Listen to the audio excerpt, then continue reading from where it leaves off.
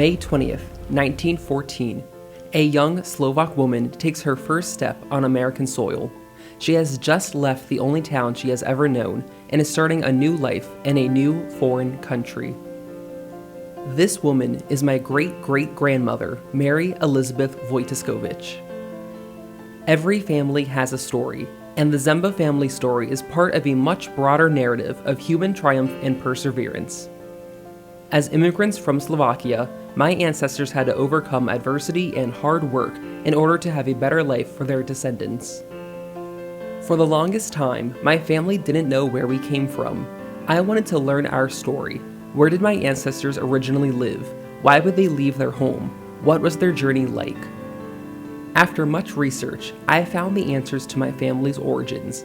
Now I can tell the story of my ancestors and how that narrative fits in with the Slovak immigration movement of the early 20th century. This is the Zemba family story.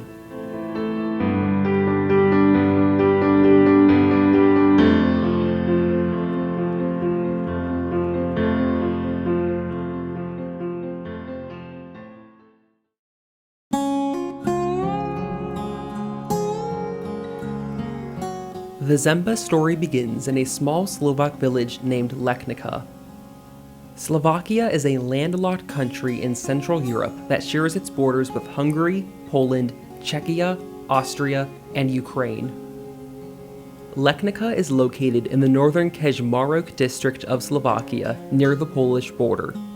Settled in the Carpathian Mountains, Lechnica covers an area of roughly 12.5 square kilometers and currently has a population of 256 people. Lechnica spolu s Červeným kláštorom, susednou dedinkou, ležíme v srdci Pienického národného parku. No a vlastne ten Pienický park je najmenší park na Slovensku. No a ten splav po Dunajci ide kaňonom prielomom Dunajca. Je to veľmi špecifické na Slovensku. Sú splavy aj inde, ale nemajú priamo v Národnom parku tento splav. My great-great-grandparents, John Zemba and Mary Wojciechowicz, were both born in Lechnica in the late 1800s. John Zemba was born on November 6, 1877, and Mary Wojciechowicz was born on March 30th, 1894. During this time, the region of modern-day Slovakia was under the rule of the Austro-Hungarian Empire. My great-great-grandmother was married 3 times throughout her life, and my family came to know her as Grandma Kubik. Well, I never met Grandpa John. He died a long time before I was born. But Grandma Kubik, she was quite the character. She was, we had a good relationship. There's a lot of love. Although Lechnica has a small population, the village has nearly 3,000 acres of land. In the late 19th century, the primary livelihood in Lechnica was farming and forestry. Ešte poviem tak, že väčšinou sa chovali ovce, viac než kravy, pretože ovca dávala vlastne 3 užitky. Hej? Mlieko, mäso a vlnu. A vlna niekedy sa veľmi využívala v domácnostiach. The people of Lechnica would grow potatoes, wheat, and cabbage, and they raised livestock in the mountains. Most of their clothes were made from sheep's wool, and everyone would wash their clothes in the nearby creek. No a zo zeleniny, ako zelenina sa pestovala menej, ale vo veľkom sa pestovali zemiaky, lebo to bol taký... Zemiaky to bol ako dneska chlieb. Bez zemiakov, alebo zo zemiakov dnes máme možno 20-30 pokrmov, ktoré vieme urobiť tu. And one of the things she really liked, it was the garden. They would plant the potatoes, then the plants would come up and they'd have little potatoes on them, maybe 1 inch in diameter. And that was the greatest thing going. They couldn't wait to get them. Slovaks were hard workers, and many would start the day before the sun had even risen. People would get up, let's say 3:34, they would feed their animals, they would milk cows. A man then would go into the mountains and cut the hay. Woman would prepare meal, which was usually pyrohis, halushkis, and they would take it to the mountains around noontime to feed their men, and while men are eating, they would rake the hay. Well, she was very hard working. It was like non-stop. but they did have a way of working. In the evenings, people would come together to tell stories, sing, and dance. Married women would often gather separate from single women, and a popular instrument at the time was the accordion, and a similar instrument called a button box. Ale mali aj tú zabavu, ale v takom štýle sa niekedy zabávali, že neboli to diskotéky ako dnes, ale išli k niekomu normálne do domu, do kuchyne, kde hrala, keď mal niekto harmoniku, zahral na harmonike a tam tancovali mladí, alebo do stodoly. My real grandfather John played what they call the button box, so he was musically inclined. At the center of all life in Slovakia was faith. Many European countries aligned themselves with one faith, and the official religion of Hungary was the Roman Catholic Church. In Lechnica, the parish of St. Jodic kept record of all births, marriages, and deaths. It was number one. I mean, you were going by the church and you cross yourself. Everything revolved around the church, because also around that time, it could be that the priest was the only person who could read. This person became very important and was very influential. By the late 19th and early 20th century, Slovaks began to face challenges from their government, their economy, and their livelihoods. They soon began to set their eyes on a different country, America.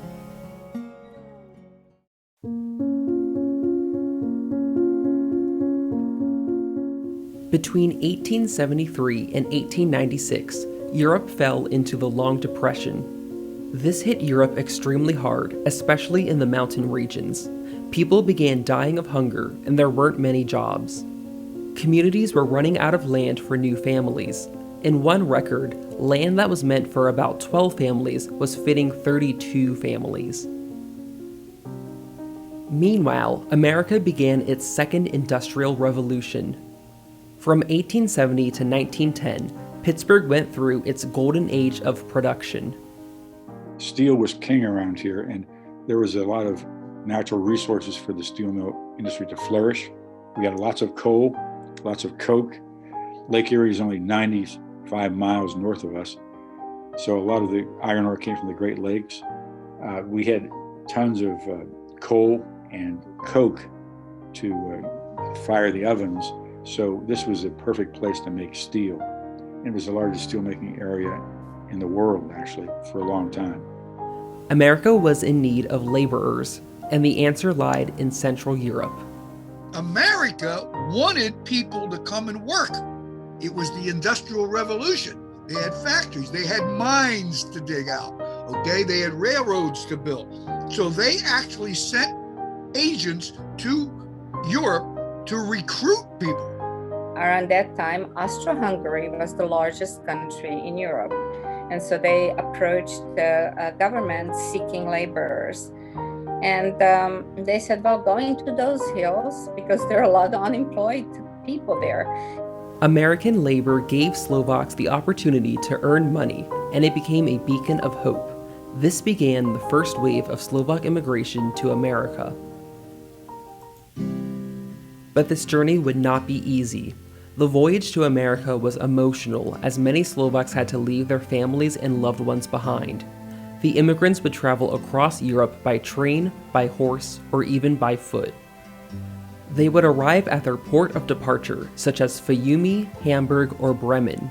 The immigrants would board their ship and begin their transatlantic voyage.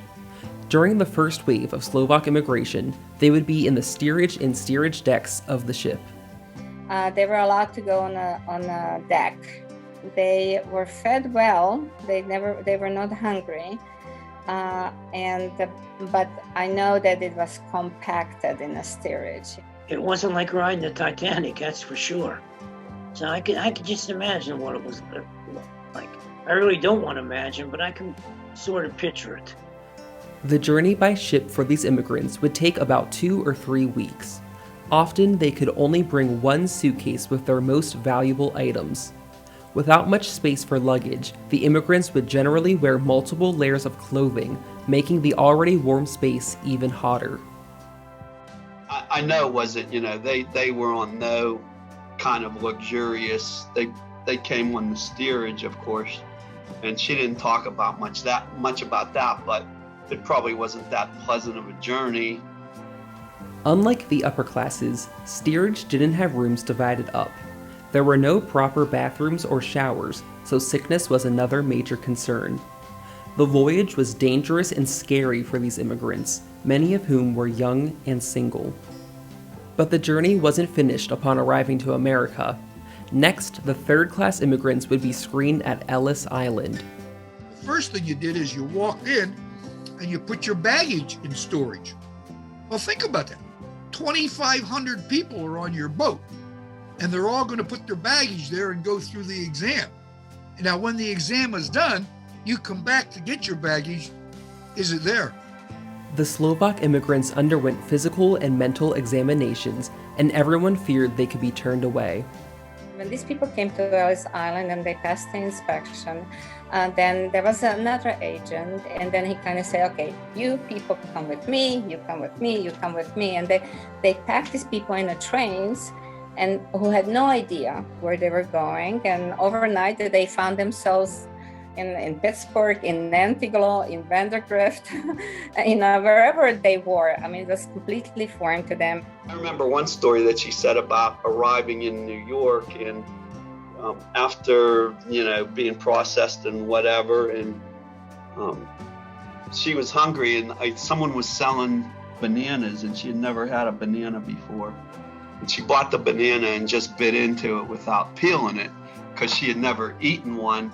And she just threw it away and said, what the heck are, why did they sell me this? She thought it was like a bread, I think. I never heard them complain about it. They never complained about coming over. And they never wished they were back in the old country. I never heard them wish for that. But their childhood and their memories were there. Many Slovaks chain migrated and came to places in America where friends, family, or others from their hometown now lived. When my great-great-grandmother came to America, her siblings had already been living in the U.S. for several years. She arrived in 1914 during the second wave of Slovak immigration. During this time, the conditions were generally better aboard the ships. You went because someone came first, or a neighbor came first. That's the other thing I found. People don't travel to America all by themselves. They come with someone, at least even if it's only one other person. Between 1908 and 1910, 98.4% of Slovak immigrants were joining relatives or friends in America. During the peak year of Slovak immigration, over 52,000 Slovaks entered America. Between 1899 and 1918, a total of over 480,000 Slovaks came to America. With so many Slovaks entering the country, they made an impact on Pennsylvania's economics, politics, and culture.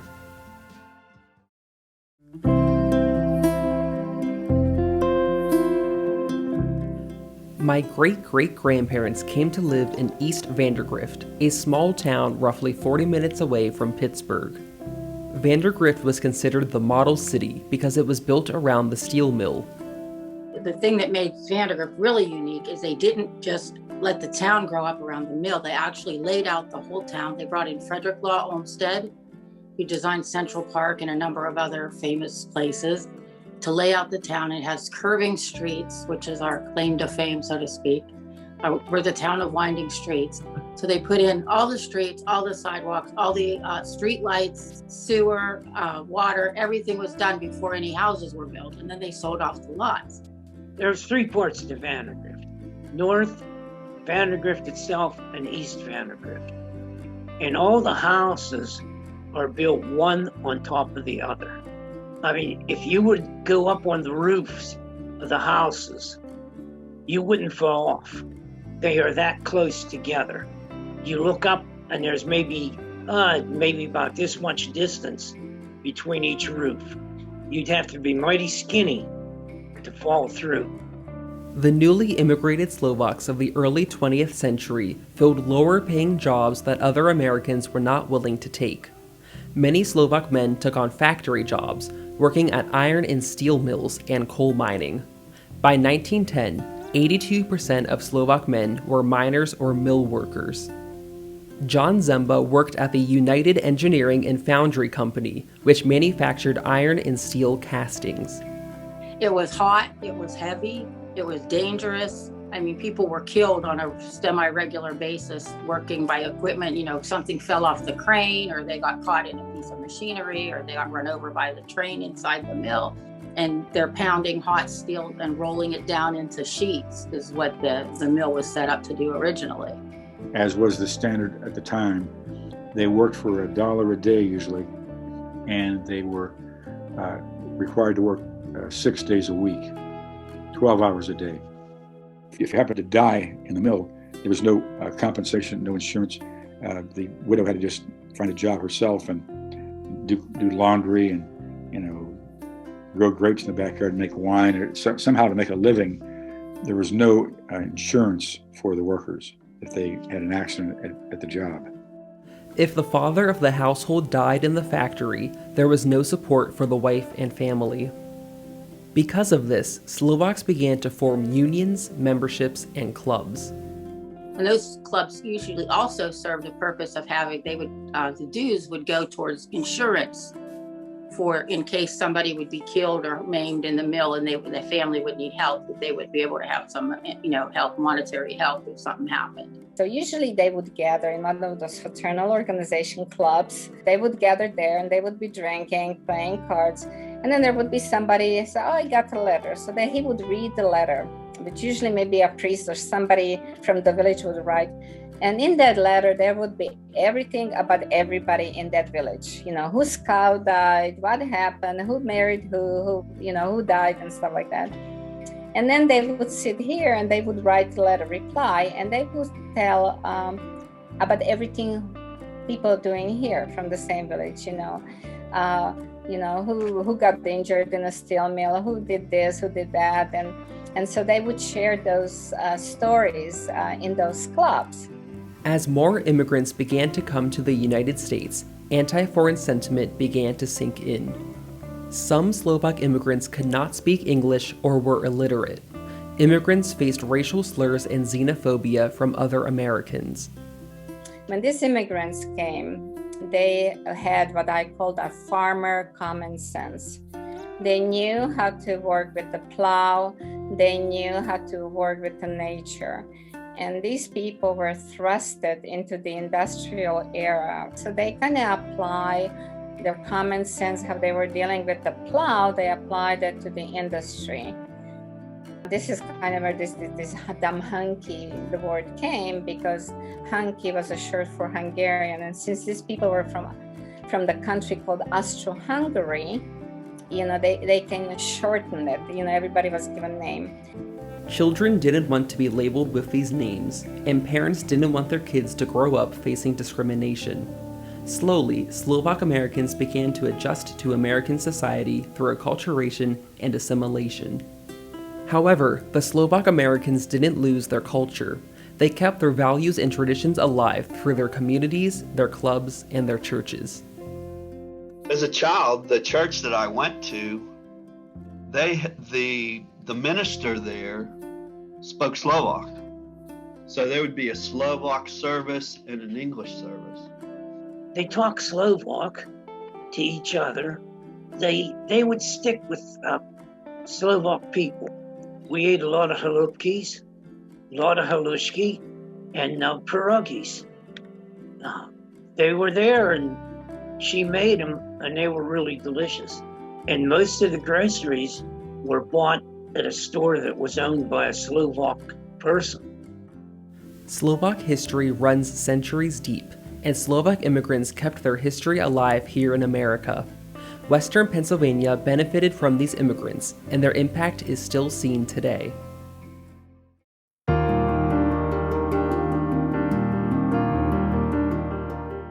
Slovakia gained independence on January 1st, 1993, after the split of Czechoslovakia. Slovakia now has a population of over 5 million people, and slightly more than 60% of Slovaks are Roman Catholic. In 2019, Lechnica celebrated 700 years since it was founded. Lechnica continues to serve as a tourist attraction, especially for bikers. The Single Trails venue features several biking trails through the mountains and is designed for trainers, families, and skilled bikers. In Pennsylvania, Slovak clubs and societies are still active today. Slovak dishes like halupki, halushki, and pierogies are still common in and around Pittsburgh. At home games, the Pittsburgh Pirates baseball team is known for their pierogi race. Across the nation, there are nearly 800,000 U.S. citizens who claim Slovak heritage. Our ancestors have shared experiences of leaving their home, crossing the ocean, and settling in a new country. I'm glad they came. I'm sure there's lots of other people that are too, because I think they contributed greatly to the success of the mill and of, the growth of the town and the area and as a whole. I'm happy that you're proud of your heritage enough to pursue this, and that's how we keep it going. Takže ako 22-ročný chalan, normálne keď si predstavujem, ako sa vráti do jednej dedinky, z ktorej pred 100 rokmi odišli jeho detko s babkou, kde si na skúsi a on sa vráti, to je fakt niečo úžasné, to musí byť.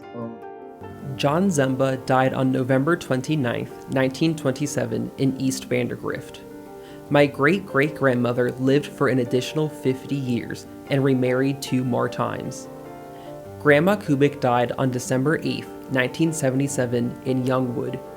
She endured the loss of all 3 of her husbands, as well as 3 of her children and all 3 of her siblings. Despite the hardships, my ancestors continued their hard work for our family. That just shows what my grandparents did. They came over so that we could have a better life. I'm proud of my heritage. I'm proud of you. Grandma Kubik, I know she would be proud. The Zemba family had to overcome many challenges to make it in America. By telling the story of our ancestors, we can keep their legacy alive. We are reflections of our ancestors every day, and we can continue to live knowing that their hardships and struggles were not in vain. My great-great-grandparents left Slovakia for a better life in America. Now, a century later, I found a way to bring our family back home.